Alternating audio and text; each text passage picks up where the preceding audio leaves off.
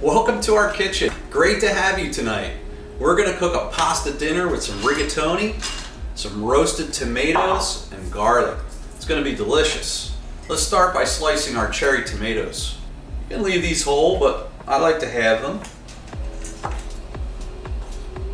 All right, it's a little bit of prep for this, but not too bad. This whole thing should take you maybe about 45 minutes. So a quick dinner to prepare for your family. We love pasta night here. We make all kinds of different pastas, and pasta goes quick around here. Let's rinse our hands. Make sure you clean as you go. And we like to have what's called the mise en place, which means everything in place. So we have our garlic, shallot, we have our pasta and tomatoes, our seasonings, our wine. We have everything we're gonna need. So we're not running around trying to grab stuff as we're cooking here. Let's go ahead and slice up some garlic. I'm just gonna cut the tips off. And I'm just gonna give these a little whack here. Just enough to take the skin off. Then it's easier to slice like that. All right, once you have the garlic peeled, sharp knife, keep your fingers curled in. We're just gonna try to slice these as thin as we can. They'll sort of break down as we roast them with the tomatoes. All right, I have an oven-safe pan here. My halved tomatoes. Season these with salt, some black pepper. I'm gonna put some olive oil in here. So I have my tomatoes, salt, pepper, olive oil. I'm gonna put in my sliced garlic. Put in as much garlic as you want. We like a lot of garlic, so don't be shy here. All right, this is optional. If you want to sprinkle some sugar on here just to kind of accelerate the caramelization process, sweeten up the tomatoes a little bit, you can go ahead and do that. I'm not going to do that this time. I am going to put this in a 400-degree oven for about 25 minutes. All right, while the tomatoes are roasting in the oven, we're going to chop up a shallot. That is one big shallot. I've been cooking for over 30 years. It's the biggest shallot I've ever seen. Have you ever seen a shallot this big, Dave? No. You don't have to use the whole thing. Use as much as you want. We'll probably end up using, I don't know, maybe a quarter cup of chopped shallot. Now you see I'm putting some scraps into a bowl here. Try to do that. You can save these. They pile up. You can make some vegetable stock, or you can put some chicken bones in there and make chicken stock.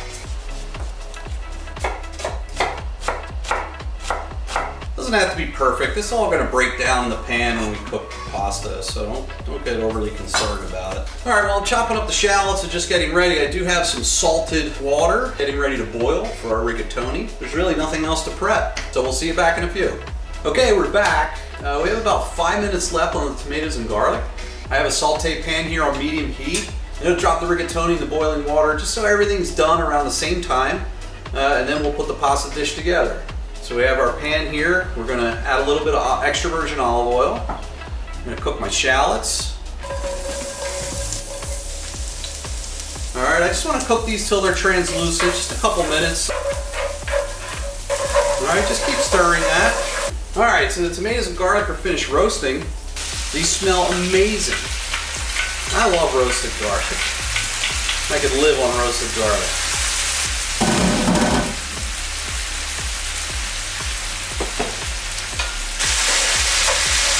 All right, stir that all around.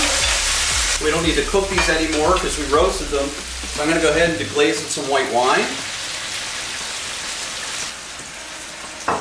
And we want to season this, so keep seasoning the layers, okay? A little salt, pepper. So I'm going to go ahead and add our heavy cream. I have to usually use a spatula for this, but so make sure I get it all. Stir that all together. Your family's gonna love this. I'm telling you, it's just the creaminess with the roasted garlic and tomatoes. It smells so nice. Oof, that smells great. All right, let that come up to temperature while we wait for our pasta to finish. All right, once this comes up to a simmer, let it simmer for 2 to 3 minutes. You want that cream to thicken, but as the cream thickens, the sauce really starts to develop and those flavors all come together.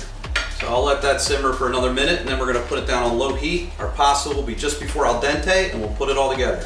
All right, our pasta's done. I'm gonna put it right next to our pot here. Get myself a pasta spider. This is great for scooping pasta directly into the pan. Sometimes when you're cooking fresh pasta, you really wanna use these because if you pour this through a colander, all the flour from the fresh pasta goes down in with the dish. You don't want that. This is not fresh pasta, so I could drain it, but I wanna use the pasta water, so I'm gonna scoop it with the spider. Now, a pro tip for you, this is before al dente. It's probably a minute before al dente. I do that because I want to let it cook in the sauce for a few minutes to get to al dente. Then it really picks up all the flavors of the sauce and coats the noodles. All right, just get all that pasta in there. There's always one, you know, you go to wash the pot. There's always that one guy that hangs around at the bottom.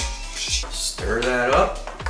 What do you think, hon? Looks amazing. Well, babe, stir it around, let the noodles get all coated with the cream sauce and the tomatoes. And we want to let that simmer in with that sauce for a couple minutes. All right, here's my second pro tip for you. Save the pasta water. In the restaurant business, we would always have these pots of vegetable stock sitting at every station so we can thin sauces out or make sauces and thicken a stock or whatever we were doing. Pasta water kind of replaces that. Pasta water is better, it's thickened with the starch from the pasta. You don't need a lot. Put a little bit of this salted pasta water in here, and I'm telling you, it makes a huge difference. You don't just want to throw it in and then serve it. Put it in, stir it around, and let everything come together, and that pasta water will help thicken things and coat the noodles. It's an important step that you don't want to skip. There are some Italian dishes where they'll use pasta water and cheese, and that really is the sauce. So it's a great addition when you're cooking pasta.